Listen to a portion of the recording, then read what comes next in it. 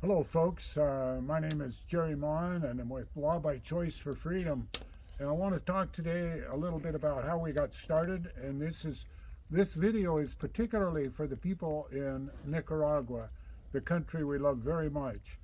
In about 1986, I had read an article that pointed out in America that out of 55,000 young people, only 9,000 had ever heard of the Ten Commandments. And that was amazing to me. And I went and tried, my wife and I tried to buy a copy of the Ten Commandments, and we discovered that they weren't even available in the Bible stores. Nobody had a copy, a poster with the Ten Commandments on it. And so as I thought about that, the only thing that God wrote with his own finger in all of the Bible, the Lord in Deuteronomy chapter 10 and the first couple verses, it tells how Moses was instructed to cut two stones out of the mountain, and then God wrote upon those stones himself the second time the Ten Commandments, after Moses had thrown the first set down, that God had actually cut the stones out himself, and he had thrown those tablets down representing the broken law of God. So think about that. Out of all the world, the one document that God wrote with his own finger, didn't even trust Moses to rewrite it. He wrote it himself. It is the most powerful document ever written. And to think that they weren't even available. And so we printed them and decided to distribute them in America. Going door to door, I found that most people wanted to have a copy. Most people had heard about them, but they'd never read them. They could only name just one or two or three or four of the Ten Commandments. And so then, after going door to door, we decided everybody in the world has to have this document, has to have it made available to them. And so that has led to where we are today. We've been able to take millions of copies all over the world to many nations. We've been able to visit with leaders in many nations. And just a few years ago, actually, in about the year 1999, I was impressed that I needed to try to visit with Daniel Ortega, the president of Nicaragua. And at that time, he was not the president, but we were able to meet together. And he received the Ten Commandments. He gladly received them. And I was so impressed.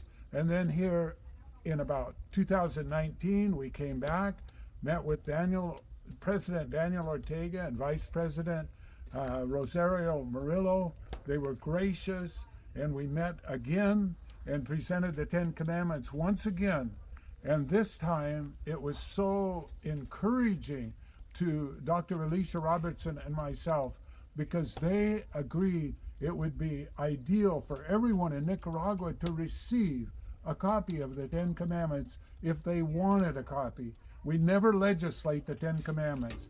And as we talked together on that visit in 2019, I shared with President Daniel and Vice President Murillo the story of Jesus Christ in the first commandment. And Daniel asked me, he said, explain this to my people in Nicaragua. And we have tried to do that. And sometimes we don't have time when we hand them out. We want everyone to receive a copy. And we have people now that are distributing the Ten Commandments in Nicaragua. We're thrilled by this, that the leadership and the people are gladly receiving that which God wrote with his own finger. And briefly, I want to say what we talked about in the first commandment. A friend of mine years ago said we must have Jesus Christ in the commandments. And when he said that, it dawned on me. That is the first commandment. I am the Lord thy God, which have brought thee out of the land of Egypt, out of the house of bondage. Thou shalt have no other gods before me. That is a type of Christ. This is explaining that when they were slaves in Egypt, they needed to take a lamb and have that live with them for 3.5 to 4 days, then kill it and put the blood over the door and eat the rest of the lamb. And once they did that, they walked to freedom from bondage. Jesus Christ is that Lamb of God. When John the Baptist saw him coming, he said, behold, the Lamb of God that takes away the sin of the world. And then later it is said that Christ himself said, you must eat my flesh and drink my blood, or you have no part with me. All typified in that first commandment. And once we understand this, that it is the God of heaven, the creator of the heavens and the earth, that came down here and provided a way through his Son, that we may have forgiveness and deliverance from death, so that we can walk freely into the land of sinlessness and freedom from stealing, adultery, killing, and all of the rest of those outlined in the Ten Commandments. So my friends, and one other thing that's very important that I want to cover.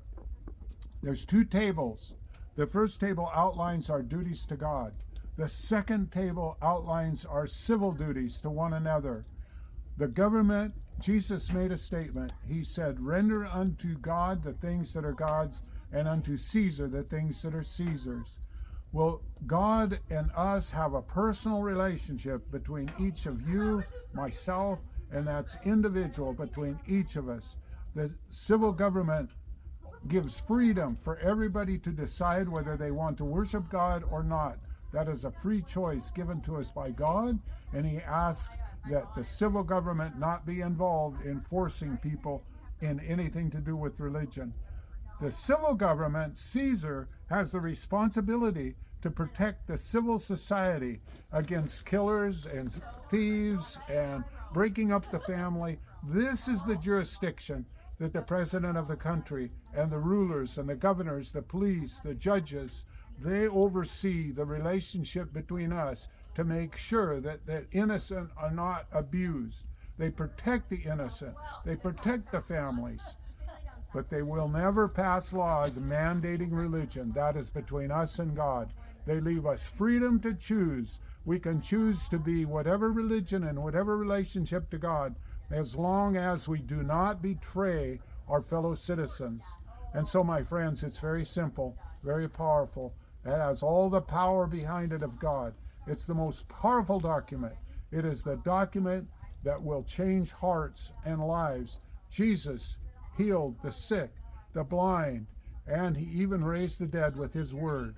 These are his words. The power is in the word to overcome stealing. When he says, "Thou shalt not steal," that's a gift to us through his blood and through his voice. And because it's the Lamb saying it, we now have the power to overcome. Just like the dead Lazarus came out of the grave, the blind could see, and he spoke, and the worlds came into existence. This gift that he gives us is victory over sin, victory for life, life coming from the hand of he who overcame death and walked out of the tomb, and he has given us life through Christ. So, my friends, this is for you to have, to put in your home, to teach your family, just as Moses instructed way back when this was first given, when this word was first given. They were instructed by God. You hang this on your doorpost, on the gates of your house. You teach your children when they rise up in the morning, when they go to bed at night. And you know, we have heard how Nicaragua, where the commandments are given, there's less teen pregnancy, there's less violence. The power's in the word. So God bless you, my brothers and sisters, as we carry out the mandate that has been approved by the leaders of your nation, Nicaragua, and we gladly participate with you in this distribution. God bless you.